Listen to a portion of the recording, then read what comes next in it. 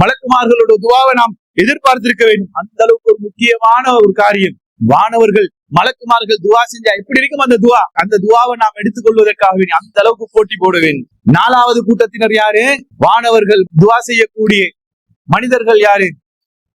ஒரு முஸ்லிம் இன்னொரு முஸ்லிமுக்கு மறைமுகமாக துவா கேட்க பிரார்த்தனை செய்ய வேண்டும். நானா தம்பிக்கு தம்பி, நானாக்கு பெற்றோர்கள் பிள்ளைக்கு, அதாவது முஸ்லிம் யாரெல்லாம் வராங்களோ அவர்களுக்காக வேண்டி மறைமுகமாக நாம் துவா கேட்க வேண்டும். அதுக்காக வேண்டி மறைமுகமானு சொன்னாலே பகிரங்கமானு வருது இல்ல தானே, மச்சான் நான் உனக்காக வேண்டி துவா செஞ்சேனே, அதுக்கு இல்லை. அது முகஸ்தூதி. ஒரு அடியான் கஷ்டப்படுறான்னு, எந்த ஒரு சகோதரன் கஷ்டப்படுகிறான், அவனுக்கு குடும்பத்துல நிம்மதி தேவை, மனைவியின் மூலம் பிள்ளைகள் மூலம் நிம்மதி தேவை. நாம் கேட்க வேண்டும், இறைவா என்னுடைய நானா என்னுடைய தம்பி குடும்பத்தால மனைவியின் மூலம் பிள்ளையின் மூலம் கஷ்டப்படுகிறான், இறைவா அவனுக்கு மன நிம்மதியை கொடுத்துருவோம். நாம் பிரார்த்தனை செய்ய வேண்டும். பிரார்த்தனை செய்யும் போது நாம் அவருக்காக வேண்டி பிரார்த்தனை செய்வோம். பிரார்த்தனை செய்யும் போது வானவர்கள் என்ன செய்வாங்க தெரியுமா? அல்லாஹ்வுடைய தூதர் சொல்றாங்க, குல்லமா தஆலி அஹீஹி ஹைரின், யார் ஒருவன் இன்னொரு சகோதரனுக்காக வேண்டி மறைமுகமாக துவா கேட்கிறாரோ, பிரார்த்தனை செய்கிறாரோ, வானவர்கள் சொல்லுவாங்களாம், வலகத் மின் மிஸ்ல், இறைவா இவர் கேட்கக்கூடிய பிரார்த்தனையை அவருக்கும் அப்படியே செஞ்சுடு.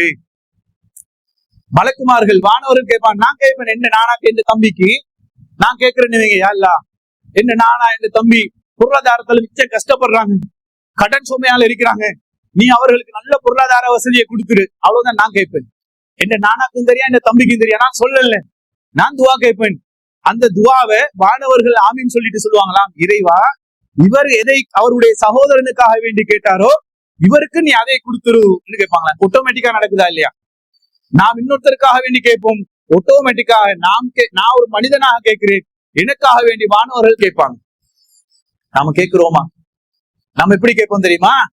உனக்கு நான் துவா செய்யறியா, நானக்கு தம்பிக்கு நீ எனக்கு எனக்கு கிடைக்கக்கூடிய ஒரு விஷயத்த கிடைக்காம ஆக்கினியா இல்லையா, எந்த புள்ளட விஷயத்துல நீ இப்படி செஞ்சியா இல்லையா, எந்த ஏதாவது எந்த தொழில எந்த பிசினஸ்ல இப்படி செஞ்சியா இல்லையா. நாம் அழிவை தேடிதான் பிரார்த்தனை செய்வோமே தவிர சகோதரர்களுக்காக வேண்டி நல்லதை கேட்டு பிரார்த்தனை செய்யக்கூடிய மனிதர்கள் குறைவிலும் குறைவிலும் குறைவு. ஒரு முஸ்லிம் அடுத்த முஸ்லிமுக்காக வேண்டி துவா செய்யும் போது அது நோயாக இருக்கலாம்.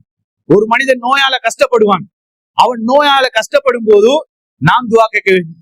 நாம் அவரை பார்த்திருப்போம், அடே பக்கத்து வீட்டுல இருக்கக்கூடிய மனிதன் பெட்ல இருந்துட்டு கஷ்டப்படுறாரு, சாப்பிட முடியாது, மலசல கழிக்க முடியாது, அவருடைய சொந்த தேவையை கூட செய்து கொள்ள முடியாது. நாம் துவா கேட்போம், யா அல்லாஹ் இந்த பக்கத்து வீட்டுல இருக்கக்கூடிய சகோதரன் நோயால கஷ்டப்படுறான், அவனுடைய நோயை குணப்படுத்தி ஆரோக்கியத்தை கொடுத்து அந்த நோயால் கஷ்டப்படக்கூடிய அவருக்கு ஒரு சுகத்தை கொடுத்துறியா அல்லாஹ். இவ்வளவுதான் நாங்க கேட்போம். ஒரு 5 நிமிஷம் போமா, ஒரு 2 நிமிஷம் போமா, இவ்வளவு கேட்டுருவோம். வானவர்கள் என்ன செய்வாங்களா, வலகத் மின் மிசில், இறைவா இவர் எதை கேட்டாரோ அது இவருக்கு கொடுத்துருன்னு கேட்டால் நமக்கு நோய் வராது.